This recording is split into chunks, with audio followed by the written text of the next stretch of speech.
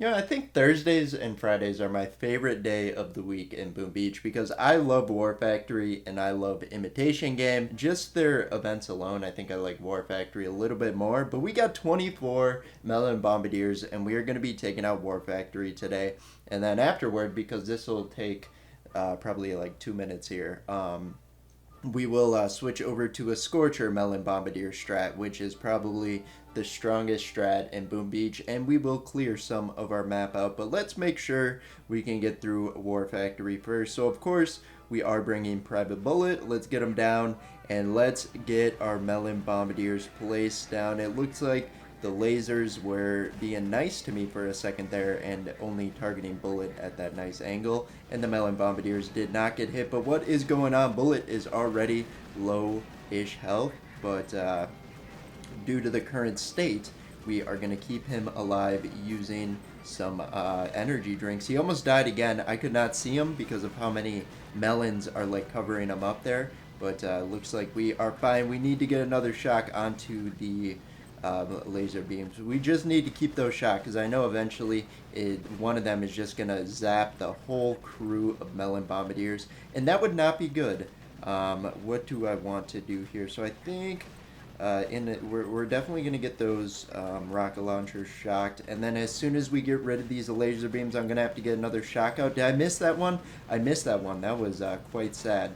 We're going to get an energy drink, and then we are going to re-flare over here. We are out of energy for Shock Bomb, but I do have a box of critters. And will this be a nice and surprising one-attack War Factory run? I think it might be, but there's still a chance this base can defend a small one. Now that I'm looking at it, we are going to one-hit War Factory, and that was an ugly attack too. So we'll take that. Down goes War Factory. Melon Bombardiers way too broken, but let's switch over to 4 boats of Scorchers and show once again how dominant this strat really is, because it truly is. It's almost probably the most broken one yet. Maybe like Lasertrons would be a bit better or something like that, but Melon Bombardiers are just way too good. But you know what makes this even better? Scorchers. It's like Scorcher Mania right now, so their training costs are 90% reduced. That makes it so you actually have gold to retrain your troops, and also, if you are a person who doesn't buy instant training or diamonds using code Cosmic, you can actually just diamond them up for cheap with the diamonds you get around the map. But I'm lucky, I got instant training. A lot of people don't like it, a little bit pay to win, but it's almost a necessity in my position here, but it's all right. Moving on to the first base here, I think we're gonna dish out some barrages because how cheap they are. So we'll get that. Down goes like half the defenses. That will have an impact. And I was gonna say, let's have our sole mission be protecting that Scorcher that had like 1 health. I was gonna smoke it and throw a bunch of medkits, but I waited a fraction of a minute too late to actually help him out. But I would say losing 1 Scorcher to this first base is a victory, because it's only going to cost like 10,000 gold to retrain it, and we got that instant training like I said. So yeah, guess easy first base. I assume the following base 50,000. Alright, so a bit more difficult of a base, but just because of the grapplers, I don't even see any ice statues or anything. So we're going to be able to take care of that. And also what makes the Melon Bombardiers more broken is the, I think, what is it, a GBE tribe boost as well. So I got that boosted up, and my GBE statue. So actually, after putting down all of our troops, we actually have energy to spare, which I'm not really used to when using this. But it looks like we got some quite healthy grapplers there. I feel like, or shock launcher. Maybe one of the other boosts is like shock launcher health or something like that, because it was not going down on the health standpoint. But there's always that chance there is an ice statue boosted and hidden. But let's get a flare on the HQ. We kind of just rolled over this base. Let's keep this Scorcher alive right here. We got 1,000,000 medkits on it. And I saw it tick up. Did you? I didn't really see any red health. And now you can actually see a fraction. So throwing medkits on Scorchers No matter how many times people will tell me, it's not worth it, it's not worth it, it doesn't do anything. You see that? That was proof. A little bit of health was given. And obviously, it makes sense, but Scorchers are just so healthy, sometimes you can't see the results. But for this one, we want to get rid of those shock mines if at all possible. I kind of botched that landing there because I could have thrown a couple shocks out and dealt with it. But we're going to barrage down the back defenses there. Come on, Grappler, get taken out. Down it goes. And this base, it's squirming. The people in the HQ, they are getting nervous. Actually, they're getting excited because we free them. I think that's what it's called. It's like villages freed. So I guess they're excited. We are going to come and free them. Let's just get a flare on the HQ. And this one is down. And it looks like we only lost a few Scorchers. We actually lost a Melon Bombardier. No! This is going to break the bank. They're so expensive. What is it? Like 80,000 per, or like 130,000 per Melon Bombardier. It's quite sad. Or maybe that's a boat of them. A full boat of them. But let's get that all trained up and move on to the next one. I did boost up my resource reward as well because I am hopefully expecting to get an upgrade, but I started out with not that much loot, so I don't really expect us to.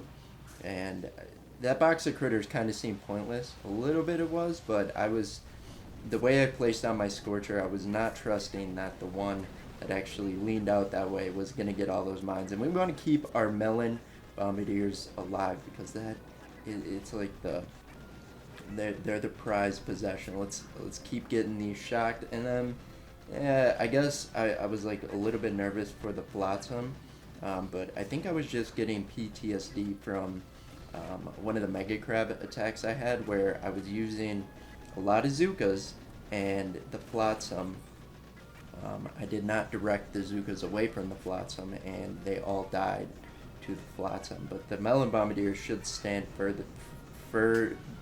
far enough back, nailed it, to not get hit by the explosion. But we're able to take out that one. Let's see where we are sitting loot-wise, because I just want to gauge how much for an upgrade, and I think I prioritized the high-cost upgrades first. So it's not going to be like a 7 million per resource upgrade we need. It's probably going to be like a residence, which is like probably like 4 million of each. I should probably go and look to see what I want to upgrade. Maybe get a sniper tower. I think I got a couple of them to still upgrade, but we have to get shocks over there. And then bases like this are where Melon Bombardiers come alive. If you didn't think they were alive before, all these defenses or all these buildings just stacked up, the Melon Bombardiers are able to clear them out so quickly, and my goodness, those two Melon Bombardiers, I think we lost one of them to the mines. Oh no. How did they get redirected that far over? I am a bit disappointed, but we did not take it out. I saw an explosion, turns out it was just one of my Scorchers dying, and here I am about to celebrate that we beat the attack. That one is for you, Lost Scorcher. And lost a Melon Bombardier, even though the Melon Bombardier definitely deserved to die the way they just passed over to the mines. Like, you don't see it, I can see it. How do you think that's a good idea? But anyway, we do not want to attack that base if possible, because it had almost no loot. That one, this is where we're getting a bit picky with it, but that will be a go-to, or kind of like the safe option. But let's get rid of that one. I think this one has a tiny bit more, but you are online. Not the time. I guess we'll go to the top side. Here we go. Yeah, we should be good to attack this one. Just to make sure we aren't missing a huge one here, we are going to find a different opponent and see what it's at. Alright, so it looks like this one is definitely the winner for probably our final attack, because we'll be able to get that upgrade. But let's get our troops down and stomp over the base. If you have yet to like unlock Scorchers and or Melon Bombardiers, hopefully next time Melon Bombardiers come out, you guys get to use it or have them unlocked, because hopefully you get at least some experience or enjoyment watching it.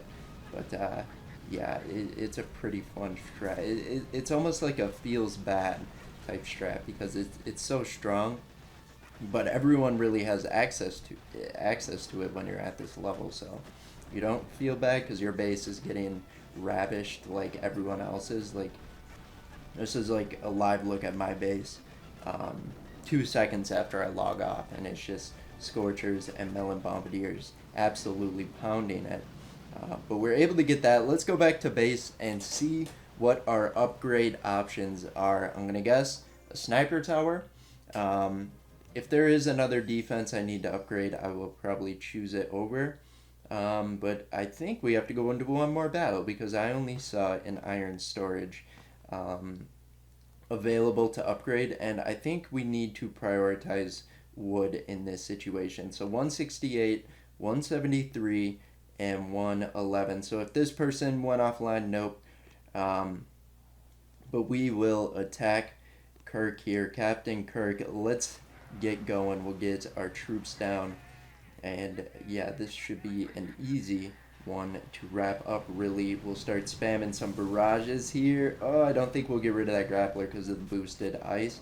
But we still have some artillery we can throw. And down it goes. And now Bullet is in prime Bullet position where he is just soaking up.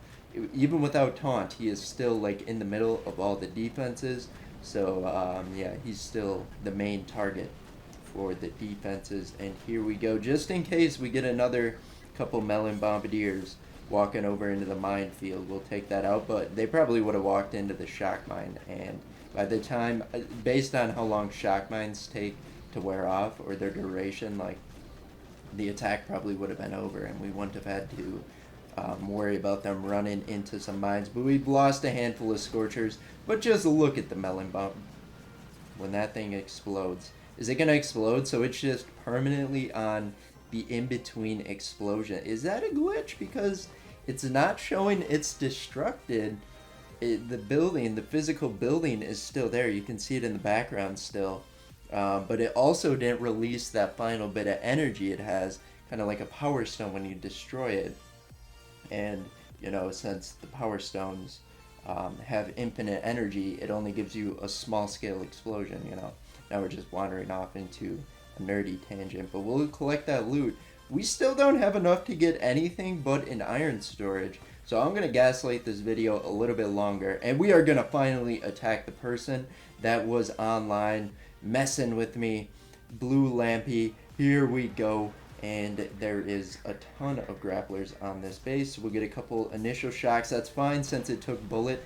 That is kind of exactly what we want, and you would think because of we would want that with the Scorchers too, at least a little bit, because the Scorchers are so cheap to you know, retrain and all that, and it just makes all the defenses, you know, useless to the or I guess useless to defend against the Melon Bombardiers because they're so distracted by all the Scorchers around the map. But yeah, this will probably be no problem here. The only worry I have is after we take it out, we'll probably only get about 300,000 total wood after my resource reward.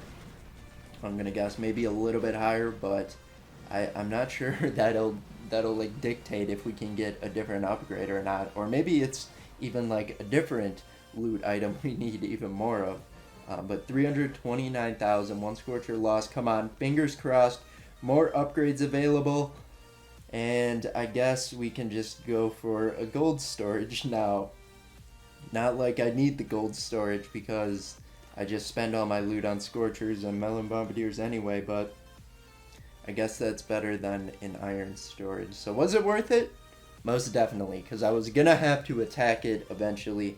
But Melon Bombardiers, this is an amazing week, and when you can make a smoky Melon Bombardier strat work like I did in my last video, first of all, being a noob like myself, second of all, not realizing the spread the Melon Bombardiers have, and thirdly, you know, Melon Bombardiers not being like the best to receive a flare and smoke treatment.